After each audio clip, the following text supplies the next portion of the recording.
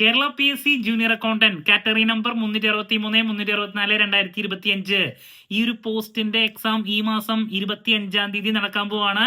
ഇതിനു മുമ്പ് ഈ എക്സാം നടന്നത് 2022 സെപ്റ്റംബർ 25-ാം തീയതിയാണ്. ഞാൻ ആ ഒരു എക്സാം എഴുതിയതാണ്. ഞാൻ ക്ലിയർ ചെയ്തു. മെയിൻ ലിസ്റ്റിൽ എനിക്ക് വരാൻ സാധിച്ചിട്ടുണ്ടായിരുന്നു. സോ ഈ ഒരു പോസ്റ്റ് മാത്രമല്ല, കൊമേഴ്സ് ആൻഡ് മാനേജ്മെന്റ് റിലേറ്റ് ചെയ്തിട്ടുള്ള 5 PSC പോസ്റ്റുകളുടെ മെയിൻ ലിസ്റ്റിൽ എനിക്ക് കയറാൻ സാധിച്ചിട്ടുണ്ട്. അതിനു വേണ്ടിയിട്ട് ഞാൻ ഫോളോ ചെയ്ത സ്ട്രാറ്റജി ഇതാണ് നമ്മൾ ഇന്നത്തെ വീഡിയോയിൽ ഡിസ്കസ് ചെയ്യാൻ പോകുന്നത്.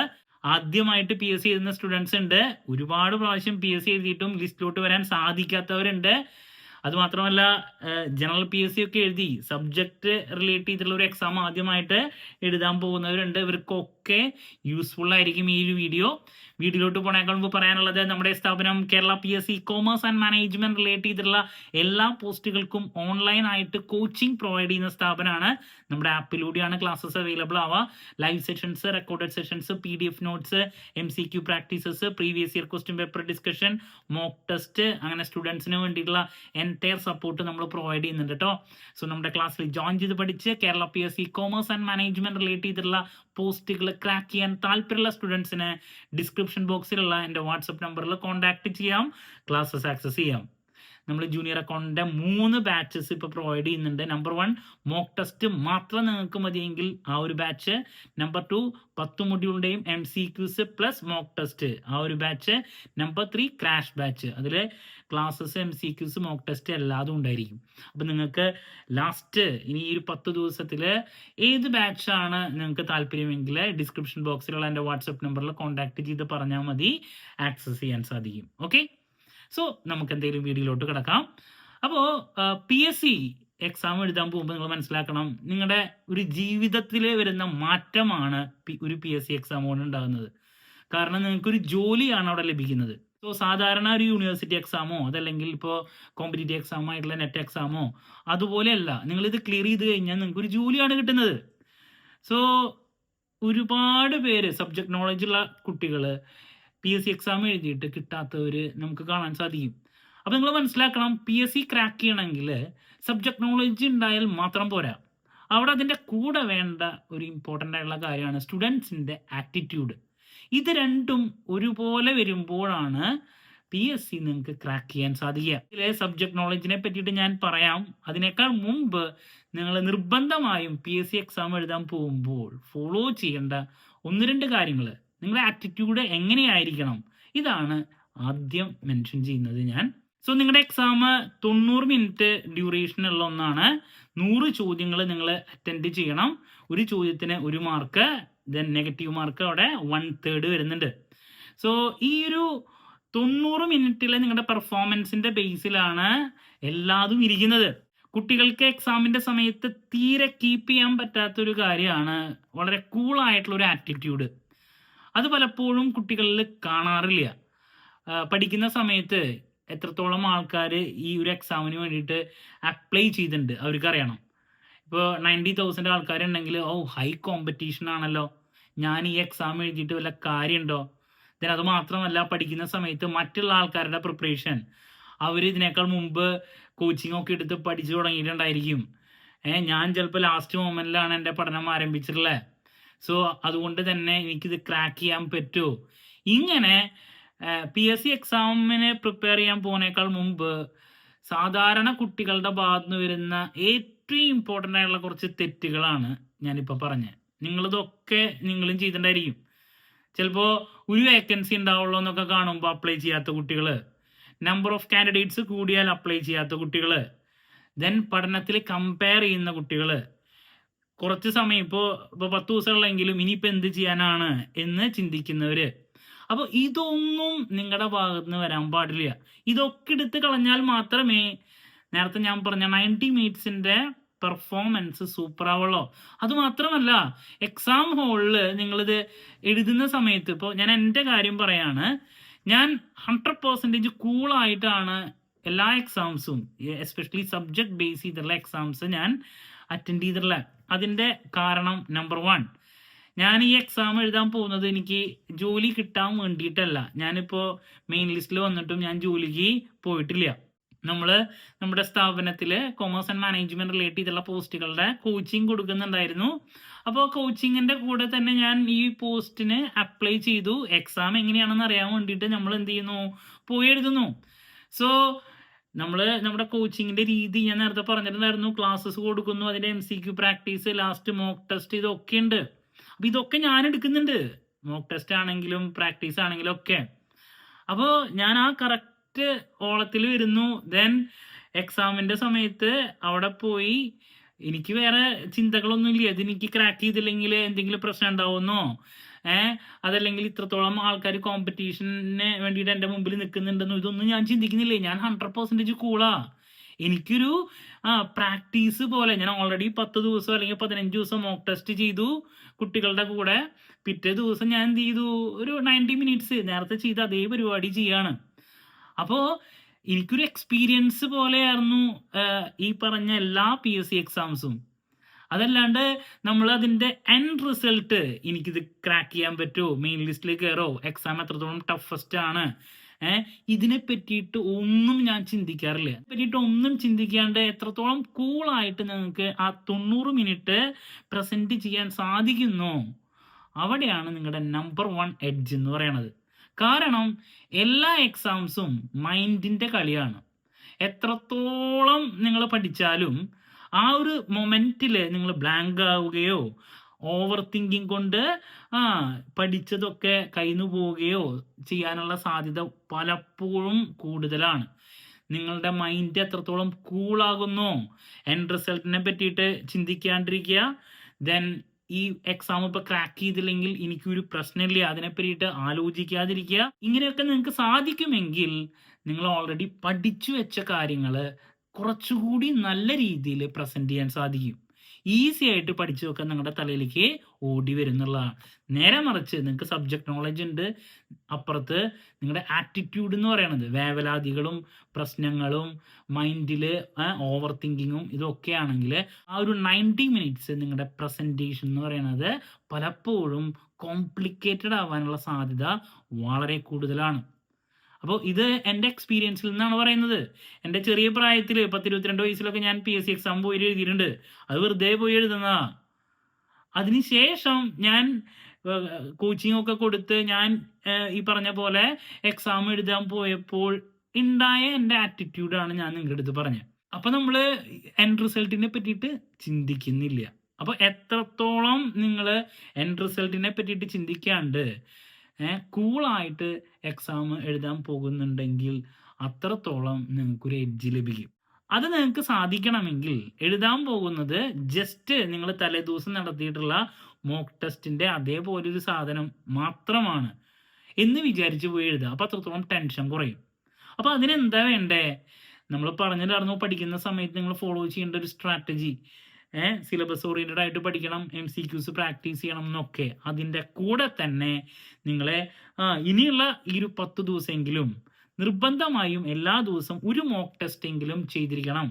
ഇപ്പം നമ്മുടെ ആപ്പിലൂടെ നമ്മൾ ഡെയിലി മോക്ക് ടെസ്റ്റ് ഓരോന്ന് ആദ്യം ഏറ്റവും സിംപ്ലസ്റ്റ്, പിന്നെ അതിനായിട്ടും മുകളിലുള്ളത്, പിന്നെ ഓരോ ദിവസം ലെവൽ കൂട്ടിയിട്ടുള്ള മോക്ക് ടെസ്റ്റ് നമ്മുടെ ആപ്പിൽ നമ്മൾ അപ്ഡേറ്റ് ചെയ്യുന്നുണ്ട്. നിങ്ങൾക്ക് പർച്ചേസ് ചെയ്യാൻ സാധിക്കും. അപ്പോൾ നമ്മൾ 10 ദിവസവും എന്ത് ചെയ്യണം, മോക്ക് ടെസ്റ്റ് പ്രാക്ടീസ് ചെയ്യുക. 11ാമത്തെ ദിവസം പോയി എക്സാം എഴുതുക. ഓട്ടോമാറ്റിക്കലി നിങ്ങൾക്ക് ഇതൊരു പുതിയ സംഭവമായിട്ട് തോന്നുന്നില്ല. നേരെ മറിച്ച് നിങ്ങൾ പഠിക്കുന്നുണ്ട്, സബ്ജക്ട് നോളജ് ഒക്കെ ഉണ്ട്, നിങ്ങൾ മോക്ക് ടെസ്റ്റ് ഒന്നും ചെയ്യാണ്ട് കുറേ നാൾക്ക് ശേഷം ചിലപ്പോൾ 1 വർഷം കഴിഞ്ഞിട്ടൊക്കെ ആയിരിക്കും ഒരു പരീക്ഷ എഴുതാൻ പോകണ്ടാവുക. അപ്പം ഇതായിട്ടൊരു ടച്ച് അന്നാണ് വരുന്നത് എക്സാം ഹോളിൽ എത്തുമ്പോൾ. നേരെ മറിച്ച് 10 ദിവസം മോക്ക് ടെസ്റ്റ് ചെയ്ത് ഇതിനു വേണ്ടിയിട്ട് ഒരുങ്ങിയിരിക്കുന്ന കുട്ടിയുടെ പ്രത്യേകത എന്താ, അവൻ തലേ ദിവസം ഇതേപോലെ തന്നെ ഒരു 90 മിനിറ്റിന്റെ പരിപാടി ചെയ്തിട്ടാണ് വരുന്നത്. അല്ലെങ്കിൽ ഒരു 10 ദിവസമായിട്ട് ഇത് ചെയ്യുന്നുണ്ട്, 11ാമത്തെ ദിവസം എക്സാം ഹോളിൽ ഇരുന്ന് ചെയ്യണമെന്ന് മാത്രം. അപ്പോൾ അത്രത്തോളം അവൻ്റെ കോൺഫിഡൻസ് ലെവൽ കൂടുതലായിരിക്കും. അപ്പോൾ നിങ്ങൾ നിർബന്ധമായും ഒരു കൂൾ ആറ്റിറ്റ്യൂഡ് കിട്ടാൻ വേണ്ടിയിട്ട് ചെയ്യേണ്ട കാര്യങ്ങളാണ് ഞാൻ ആദ്യം പറഞ്ഞത്. ഞാൻ ഫോളോ ചെയ്തിട്ടുണ്ട് ഇതൊക്കെ. ഓക്കെ, ഇനി PSC എക്സാം എഴുതാൻ പോകുന്ന കുട്ടികളുടെ ഏറ്റവും വലിയ ശത്രുക്കൾ എന്ന് പറയുന്നത് നാട്ടുകാരും ഒരു പരിധിവരെ വീട്ടുകാരും അല്ലെങ്കിൽ ഈ ഫ്രണ്ട്സും ഒക്കെ തന്നെയാണ്. നിങ്ങൾ ഈ എക്സാം എഴുതാൻ 25ാം തീയതിക്ക് പോകുന്നുണ്ടെങ്കിൽ ഇതിനെ പറ്റിയിട്ട് പബ്ലിസിറ്റി ഒന്നും കൊടുക്കേണ്ട ആവശ്യമില്ല. പലപ്പോഴും ഓരോ PSC എക്സാം എഴുതാൻ പോകുമ്പോഴും നിങ്ങൾ പറയും എനിക്കൊരു PSC ഉണ്ട്, അപ്പോൾ നിങ്ങളുടെ റിലേറ്റീവ്സ് ആവട്ടെ, ആൾക്കാരൊക്കെ ആവട്ടെ, നിങ്ങൾ PSCക്ക് വേണ്ടിയിട്ട് പ്രിപ്പയർ ചെയ്യുന്നുണ്ടെന്ന് അറിയുന്നുണ്ടെങ്കിൽ, അത് കഴിഞ്ഞിട്ടുണ്ടെങ്കിൽ ചോദിക്കും, എന്തായി, വല്ല രക്ഷയുണ്ടോ? വീടിൻ്റെ ഉള്ളിൽ തന്നെ ചിലപ്പോൾ നിങ്ങൾ നന്നാവണം എന്ന് വിചാരിക്കുന്ന ആൾക്കാരാണെങ്കിലും ഇത് റിപ്പീറ്റ് ആയിട്ട് ചോദിക്കുമ്പോൾ നമുക്ക് ഭയങ്കര ഒരു ബുദ്ധിമുട്ടാണ്. ഇതൊരു കോമ്പറ്റീറ്റീവ് എക്സാം ആണ്, ഇത് ജോലിക്ക് വേണ്ടിയിട്ടാണ്. അപ്പോൾ അത്രത്തോളം എന്തുണ്ട്, കോമ്പറ്റീഷൻ ഉണ്ട്. സാധാരണ യൂണിവേഴ്സിറ്റി എക്സാം എഴുതി ക്രാക്ക് ചെയ്യുന്ന പോലെയല്ല, അതിൻ്റെതായിട്ടുള്ളൊരു ബുദ്ധിമുട്ടുണ്ട് എന്നുള്ളത് ഈ പറയുന്ന ആൾക്കാർ ചിന്തിക്കില്ല. അവരുടെ വായനൊരു വേർഡ് പറഞ്ഞു പോകുന്നു, അത് നമ്മളെ ഭയങ്കരമായിട്ട് ബാധിക്കും. നമ്മൾ പിന്നെ പലപ്പോഴും കോൺഷ്യസ് ആവും, ഇത് എഴുതി ഒന്നും ശരിയാവുന്നില്ലല്ലോ എന്ന്. അപ്പം അതുകൊണ്ട് തന്നെ നിങ്ങൾ PSC എക്സാം എഴുതാൻ പോണ കാര്യം ഇപ്പോൾ വീട്ടിലെ ആൾക്കാരുടെ അടുത്ത് പറയാം, അതല്ലാണ്ട് വേറെ പബ്ലിസിറ്റി കൊടുക്കേണ്ട ആവശ്യമില്ല. അത് നിങ്ങളെ ഡിറക്ട്ലി ഓർ ഇൻഡയറക്ട്ലി ബാധിക്കും. ഒരുപാട് പേരെ ബാധിക്കാറുള്ള, എനിക്ക് തന്നെ അറിയാം, ഒരുപാട് പ്രാവശ്യം PSC എഴുതിയിട്ട് കിട്ടാത്തവർ അവരുടെ വായന വരുന്ന കാര്യമാണ്. അത് അവരുടെ വായനല്ലേ വരുന്നത്, അവരുടെ ഫാമിലി മെമ്പേഴ്സ് പറയും, എന്താ ഇപ്പോൾ കുട്ടി ചെയ്യണമെന്ന് ചോദിച്ചിട്ടുണ്ടെങ്കിൽ കുറേ പ്രാവശ്യം PSC എഴുതുന്ന ഒന്നും കിട്ടിയിട്ടൊന്നുമില്ല, ഒരു വില പോവാണ്. അപ്പോൾ നമ്മുടെ പ്രിപ്പറേഷനും നമ്മുടെ കാര്യങ്ങളും ഇതൊക്കെ നമ്മളറിഞ്ഞാൽ മതി. നമുക്ക് എന്തെങ്കിലും റിസൾട്ട് നന്നായിട്ട് കിട്ടിയിട്ടുണ്ടെങ്കിൽ ആ സമയത്ത് ഇത് നാട്ടുകാരെ അറിഞ്ഞാൽ മതി. ഓക്കെ, അപ്പോൾ അതും നമ്മുടെ മനസ്സിനെ ബാധിക്കുന്ന ഒരു കാര്യമാണ്. ഇനി ഞാൻ നേരത്തെ പറഞ്ഞു, ഈ PSC എഴുതി കിട്ടോ കിട്ടില്ലയോ, ഇത് ലൈഫിലെ എൻ്റെ ഒന്നുമല്ല. ഈ സെയിം സിലബസ് ബേസ്ഡ് ആയിട്ട് ഇനിയും എക്സാം വരും. അതല്ലെങ്കിൽ ഇനി നെക്സ്റ്റ് ഗസറ്റഡ് പോസ്റ്റിലുള്ള പുതിയ എക്സാംസ് വരും. അപ്പോൾ എല്ലാവർക്കും ഇത് ക്രാക്ക് ചെയ്യാൻ സാധിക്കണമെന്നില്ല. നിങ്ങൾ പഠിച്ചത് കൊണ്ട് നിങ്ങൾക്ക് ഗുണം മാത്രമേ ഉണ്ടാവുള്ളൂ, ഇതുകൊണ്ട് നിങ്ങൾക്ക് എവിടെയെങ്കിലുമൊക്കെ യൂസ്ഫുൾ ആയിരിക്കും. അപ്പോൾ ഇത് ക്രാക്ക് ചെയ്യാൻ സാധിച്ചില്ല എന്ന് വിചാരിച്ചിട്ട് ആരും ഡെസ്പ് ആവേണ്ട കാര്യമില്ല. അപ്പോൾ ഇതും മനസ്സിൽ വെച്ചിട്ട് വേണം പോവാൻ. ഓക്കെ എന്ന് വിചാരിച്ച് ഓടിപ്പോയി കറക്കി കുത്തി 100 ചോദ്യങ്ങൾ അറ്റൻഡ് ചെയ്ത് പോരലല്ല നമ്മുടെ പരിപാടി. ഇതിനേക്കാൾ മുമ്പുള്ള വീഡിയോസിൽ ഞാൻ മെൻഷൻ ചെയ്തിട്ടുള്ള കാര്യങ്ങളാണ്. നിങ്ങൾ നിർബന്ധമായും ചെയ്യേണ്ട ഒരു കാര്യമാണ്, അറിയുന്നത് മാത്രം കുത്തുക, അറിയാത്തത് ഒരു കാരണവശാലും ടിക്കിടരുത്. നെഗറ്റീവ് മാർക്കുള്ളതാണ്, നമുക്ക് കുത്താൻ തോന്നും, കുത്തരുത്. കോൺഫിഡൻസ് ഉണ്ടെങ്കിൽ മാത്രം ചെയ്യുക. കാരണം നമുക്ക് അറിയുന്ന ഒരു 70 ചോദ്യമോ അല്ലെങ്കിൽ 75 ചോദ്യമോ നല്ല രീതിയിൽ അറ്റൻഡ് ചെയ്യാൻ സാധിക്കുമെങ്കിൽ നമുക്ക് മെയിൻ ലിസ്റ്റിലോട്ട് വരാൻ സാധിക്കും. ഓരോ പ്രാവശ്യവും എക്സാമിന്റെ ടഫ്നെസ് കൂടാണ്. എക്സാം ടഫ് ആവുന്നതനുസരിച്ചിട്ട് കട്ട് ഓഫ് കുറയും. അപ്പോൾ അത്യാവശ്യം പഠിച്ചു പോയിട്ടുള്ള കുട്ടികൾക്ക് എക്സാം എഴുതുമ്പോൾ തന്നെ മനസ്സിലാക്കാൻ സാധിക്കും ഇത് എത്രത്തോളം ടഫ് ഉണ്ടെന്നുള്ളത്. അല്ലാത്തവർക്ക് അറിയാൻ പറ്റില്ല. ഞാൻ പറഞ്ഞിട്ടുണ്ടായിരുന്നു, ഒരു മിക്സ്ചർ പേപ്പറാണ് ഇപ്പോൾ വരുന്നത് എന്ന് വെച്ചിട്ടുണ്ടെങ്കിൽ സ്റ്റേറ്റ്മെന്റ് രൂപത്തിലുള്ളത് ഒരു 30-35 ചോദ്യം, ഡിറക്റ്റ് ചോദ്യം ഒരു 30-35, ബാക്കിയുള്ളത് ഒരു മോഡറേറ്റ് ടൈപ്പ് ക്വസ്റ്റ്യൻ. അപ്പം ഇങ്ങനത്തെ ഒരു പാറ്റേൺ ആണ് ഇപ്പോൾ PSC പിടിക്കുന്നത്. ഇതിൽ സിമ്പിൾ ഡിറക്റ്റും മോഡറേറ്റ് ചോദ്യങ്ങളും അത്യാവശ്യം പഠിച്ചവർക്ക് പറ്റും. ഇനി ആ സ്റ്റേറ്റ്മെന്റ് രൂപത്തിലുള്ള 30-35 ചോദ്യങ്ങൾ കൂടി നിങ്ങൾക്ക് നല്ല രീതിയിൽ അറ്റൻഡ് ചെയ്യാൻ സാധിക്കുമെങ്കിൽ മെയിൻ ലിസ്റ്റിലോട്ട് നമ്മൾ കയറി പറ്റുന്നുള്ളതാണ്. ഓക്കെ, സോ ഞാൻ ഇത്ര സമയം പറഞ്ഞത് സബ്ജക്ട് നോളജിന്റെ കൂടെ നിങ്ങൾക്ക് നിർബന്ധമായും വേണ്ടത് നിങ്ങളുടെ മൈൻഡ് സെറ്റാണ്. ആ മൈൻഡ് സെറ്റ് പ്രോപ്പറായിട്ട് വരാൻ വേണ്ടിയിട്ട് നിങ്ങൾ ചെയ്യേണ്ട കാര്യങ്ങളാണ് പറഞ്ഞത്. ഇനി സബ്ജക്ട് നോളജിന്റെ കാര്യം, അത് ഇതിനേക്കാൾ മുമ്പുള്ള പല വീഡിയോസിലും ഞാൻ പറഞ്ഞിട്ടുള്ളതാണ്. പഠിക്കുമ്പോൾ വാരി വലിച്ച് പഠിക്കരുത്. Number 1, syllabus 10 മൊഡ്യൂളുണ്ട്. ആ 10 മൊഡ്യൂളിൽ പറഞ്ഞിട്ടുള്ള കണ്ടൻസ് മാത്രം പഠിക്കുക. അത് വിട്ട് ഏത് ചോദ്യങ്ങൾ വന്നാലും കുട്ടികൾ കേസിന് പോയത് ക്യാൻസൽ ചെയ്ത് പോവാറാണ് ഇതുവരെയുള്ള ചരിത്രം. അപ്പോൾ സിലബസിലുള്ളത് മാത്രം പഠിച്ചു പോകുക, നമ്പർ 1. ദെൻ നമ്പർ 2, പഠിക്കുന്ന സമയത്ത് 10 മൊഡ്യൂളിനും ഈക്വൽ ഇമ്പോർട്ടൻസ് കൊടുക്കുക. ഒരു കാരണവശാലും ഏതെങ്കിലും ഒരു പെർട്ടിക്കുലർ മൊഡ്യൂളിൽ നിന്ന് നിങ്ങളുടെ സമയം കളയരുത്, അഡിക്റ്റ് ആവരുത്. കാരണം മാർക്കറ്റിംഗ് മാനേജ്മെന്റ് നിങ്ങൾക്ക് കാണുമ്പോൾ സിമ്പിൾ മൊഡ്യൂളായിട്ട് തോന്നും, അതിന് 10 മാർക്കാണ്. അതുപോലെ തന്നെ 10 മാർക്ക് മാത്രമാണ് അപ്പുറത്തെ ടാക്സിനും അക്കൗണ്ടിങ്ങിനുമുള്ളൂ. അപ്പോൾ പഠിക്കുന്ന സമയത്ത് കൂടുതൽ സമയം പ്രോബ്ലം പേപ്പറിൽ മാത്രം സ്പെൻഡ് ചെയ്യരുത്. കാരണം അതിൽ നിന്ന് നിങ്ങൾ കുറേ പഠിച്ചാലും ഒരു ചോദ്യമൊക്കെ തന്നെയാണ് ഇപ്പോൾ ഫൈനൽ അക്കൗണ്ട് ഓഫ് കമ്പനീസിൽ നിന്ന് വരല്ലോ. അപ്പോൾ ഈക്വൽ ഇമ്പോർട്ടൻസ് കൊടുക്കുക.